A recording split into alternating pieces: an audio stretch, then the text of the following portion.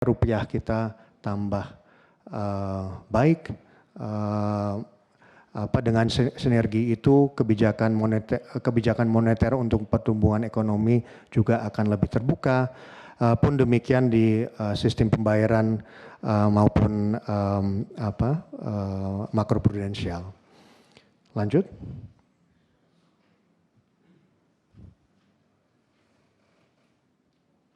Lanjut.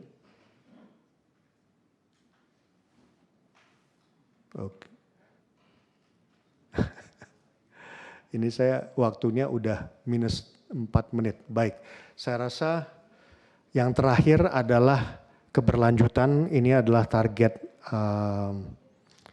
besarnya, di mana program kuncinya ada 3, yaitu implementasi Undang-Undang P2SK, transformasi digital keuangan, dan inklusi. Saya ingin sampaikan yang terakhir adalah inklusi. Yang paling penting adalah, mungkin lanjut.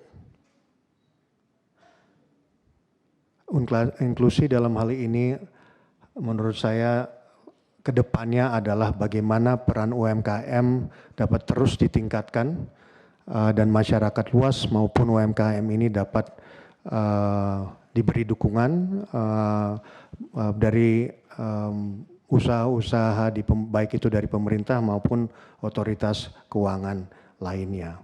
Itu bisa kita lakukan dari dukungan pemerintah melalui KUR, melalui insentif likuiditas makroprudensial di bank sentral maupun relaksasi mikroprudensial di OJK.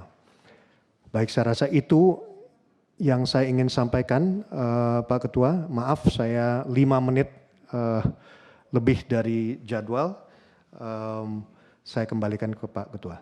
Silakan. Terima kasih kepada Bapak Thomas Jiwandono, calon Deputi Gubernur Bank Indonesia, telah menyampaikan paparan visi misinya tadi. Memang waktu yang kita alokasikan itu ada spare-nya, Pak. Apalagi tadi Bapak membutuhkan waktu untuk persiapan. Saya beri kesempatan kepada seluruh anggota, tapi sudah kita sepakati di awal bahwa satu fraksi satu. Jadi saya beri kesempatan sekarang ke PDI Perjuangan yang pertama. Pak Mustafa. Saya silakan Pak Mustafa.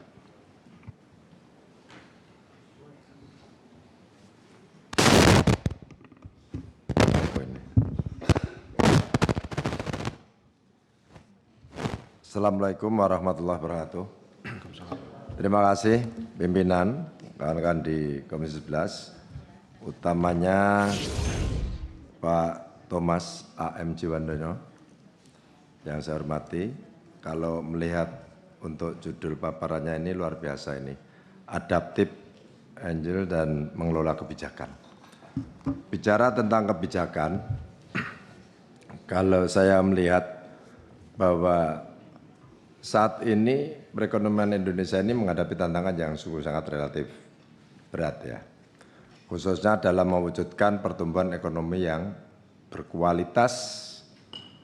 Dan pengertian untuk pertumbuhan ekonomi yang berkualitas ini adalah laju pertumbuhan ekonomi yang tinggi sekaligus diikuti dengan perbaikan daya beli.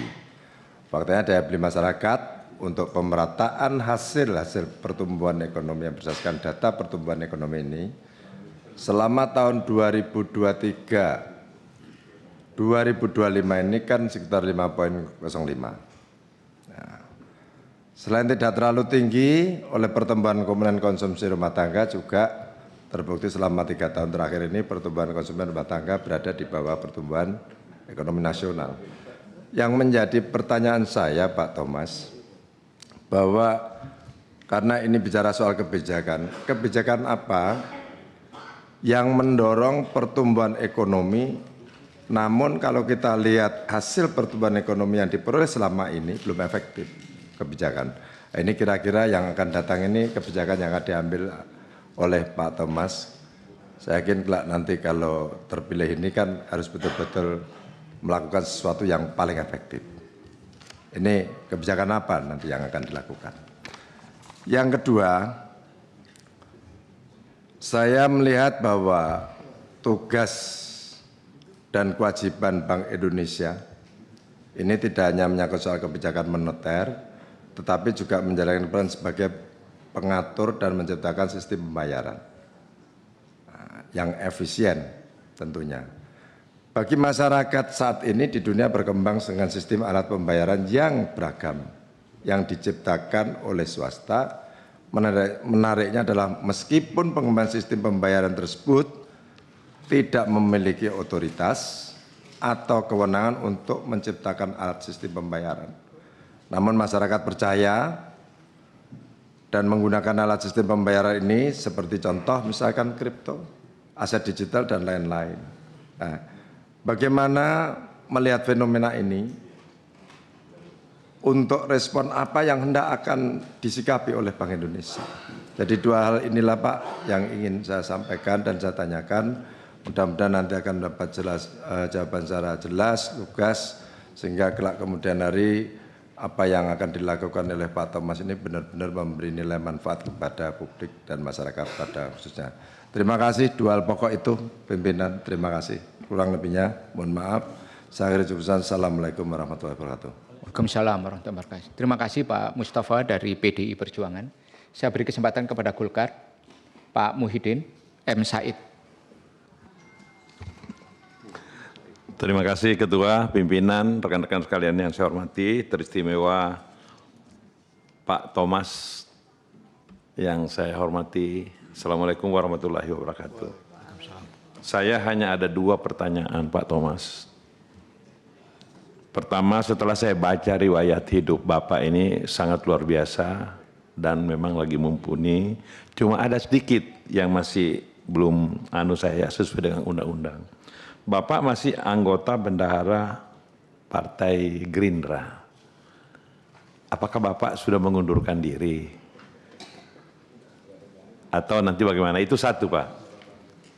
Yang kedua, Pak Thomas, akhir-akhir ini kalau kita lihat nilai tukar rupiah kita ini semakin merosot dan selama kita tahun ini atau bahkan mulai awal kabinet pembangunan yang baru itu ada rencana untuk melakukan redominasi.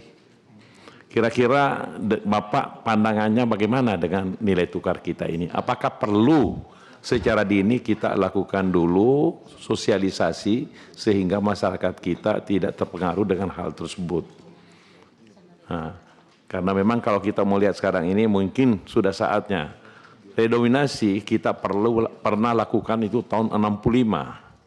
45 tahun Indonesia, 25 tahun, 15 tahun Indonesia merdeka. Sekarang setelah itu belum pernah kita lakukan. Sejak saat itu sekarang tahun 2025 kurang lebih 60 tahun.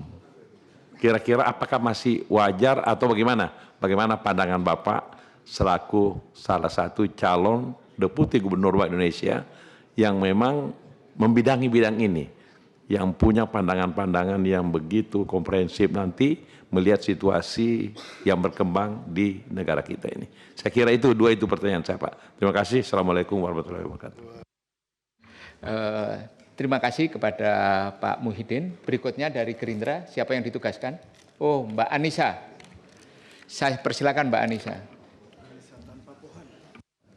Terima kasih pimpinan atas kesempatannya. Pak Thomas, selamat siang. Pak Thomas yang saya hormati, rekam jejak Bapak sebagai Wakil Menteri Keuangan sesungguhnya merupakan aset institusional yang sangat berharga menurut saya. Karena Bapak membawa pemahaman yang utuh dan mendalam mengenai sisi fiskal dalam pengelolaan ekonomi, terutama dalam dinamika ekonomi yang kompleks pada saat ini. Saya secara personal memandang bahwa pengalaman ini menempatkan Bapak pada posisi strategis untuk menjembatani celah yang selama ini mungkin ada antara kebijakan fiskal dan moneter di Indonesia.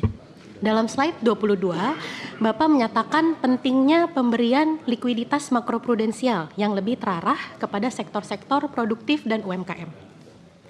Di tengah tantangan global yang dinamis, pendekatan ini menurut saya patut diapresiasi Pak, karena mencerminkan keberpihakan kebijakan Bank Indonesia terhadap ekonomi real dan pelaku usaha yang menjadi tulang punggung bagi perekonomian Indonesia, tentunya dalam menciptakan lapangan pekerjaan dan juga memberikan kontribusi PDB yang besar lah, sekitar 60%. Itu menurut saya sebuah gagasan yang luar biasa Pak.